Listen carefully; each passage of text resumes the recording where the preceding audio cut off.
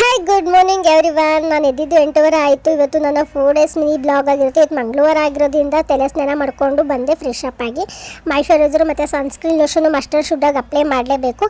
So ಸ್ವಲ್ಪ ಕೆಲಸ ಇತ್ತು, ಕಸ ಗೀಸ ಹೊಡ್ಕೊಂಡು ಸ್ವಲ್ಪ ನೆಲ ಸಾರಿಸ್ಕೊಂಡು ಪಾತ್ರೆಗಳಿದ್ವು, ಪಾತ್ರೆ ಎಲ್ಲ ತೊಳ್ಕೊಂಡು ಇನ್ನೇನು ಪೂಜೆ ಮಾಡೋಣ ಅಂತ ಬಂದು ಪೂಜೆ ಕೂತ್ಕೊಂಡೆ ದೇವ್ರ ಕೋಣೆಯಲ್ಲಿ. ನಾನೇನು ದೇವ್ರೇನು ತೊಳೆದಿಲ್ಲ, ಮಂಗಳವಾರ ಆದರೂ ತಿಂಗಳಲ್ಲಿ 3 ಸತಿ ಅಷ್ಟೇ ತೊಳೆಯೋದು, ವಾರ ಏನು ತೊಳೆಯೋದಿಲ್ಲ ನಮ್ಮ ದೇವ್ರುಗಳನ್ನು. ತೊಳಿಲೂಬಾರ್ದು ಅಂತ ಹೇಳಿದರು ಯಾರು, ಅದಕ್ಕೆ ನಾನು ತೊಳೆದಿಲ್ಲ. ಕೂದಲೆಲ್ಲ ಬಿಟ್ಕೋಬಾರ್ದು ಅಂತ ಕಮೆಂಟಲ್ಲಿ ಹಾಕಿದ್ರು. ಸೊ ಅದಕ್ಕೆ ನಾನು ಜಡೆ ಹಾಕ್ಕೊಂಡಿದ್ದೀನಿ ನೋಡಿ. ಬಾಗಿಲೆಲ್ಲ ಸಾರಿಸ್ಕೊಂಡು ಹೊರಗಡೆ ಎಲ್ಲ ರಂಗೋಲಿ ಬಿಟ್ಟು ಇನ್ನೇನು ಒಳಗೆ ಬಂದು ದೇವಸ್ಥಾನದಲ್ಲಿ ಪೂಜೆ ಮಾಡೋಣ ಅಂತ ಬಂದೆ. ಹೂವೆಲ್ಲ ತೊಗೊಂಬಂದಿದ್ರು ಮೈದ್ನವರು. ಹೂವು ಎಲ್ಲ ಕಟ್ ಮಾಡಿಕೊಂಡು ದೇವ್ರಿಗೆ ಹೂವು ಮುಡಿಸ್ದೆ.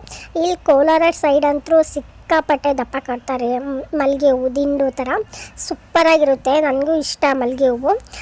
ಸೊ ಎಲ್ಲ ಪೂಜೆ ಎಲ್ಲ ಮುಗಿಸ್ಕೊಂಡು ನಮ್ಮ ಮೈದ್ನವ್ರಿಗೂ ಮತ್ತು ನಮಗೆ ಟಿಫನ್ ಮಾಡೋಣ ಅಂತ ಬಂದೆ. ಲೆಮನ್ ಚಿತ್ರಾನ್ನ ಮಾಡೋಣ ಅಂತ ಮಾಡ್ತಾ ಇದ್ದೀನಿ. ಸಿಕ್ಕಾಪಟ್ಟೆ ಪೇನ್ ಬಂದುಬಿಟ್ಟು ನನಗೆ ಆವಾಗಲೇ ಬೆಳಗ್ಗೆನೇ ಬಂದುಬಿಟ್ಟಿತ್ತು, ಏನಕ್ಕೂ ಗೊತ್ತಿಲ್ಲ. ಅವ್ರಿಗೆ ಚಿತ್ರಾನ್ನ ಎಲ್ಲ ಕಲಿಸ್ಕೊಟ್ಟು ಮೈದ್ನವ್ರಿಗೆ ಕೊಟ್ಟೆ. ಮಾಡಿ ನಾ ಕಡಲೆಪಪ್ಪು ಸಿಕ್ಕಿದಾವ, ಎಲ್ಲಿ ತಟ್ಟೆ ತುಂಬ ಕಡಲೆಪಪ್ಪು ಇದ್ದಾವೆ, ತಿನ್ನು ಇವತ್ತು ಚೆನ್ನಾಗಿ. ಮತ್ತೆ colour what colour, which colour? Yellow colour, ಹಸಿರು ಕಲರ್ ಆಯ್ತು, ಆ ಕಲರ್ ಚಿತ್ರಾನ್ನ ಇವತ್ತು. ಬೇಗ ತಿನ್ನು, ಕಡಲೆಪಪ್ಪೆ ಕಾಣಿಸ್ತಿದ್ಯಾ ನೀವು? ನಾವೆಲ್ಲ ಕಡಲೆಪಪ್ಪು ತಿನ್ನಲ್ಲ. ಮತ್ತೆ ಏನು ತಿಂತೀಯ? ಹುಷಾರಾಗಿ ಹೋಗ್ರಿ.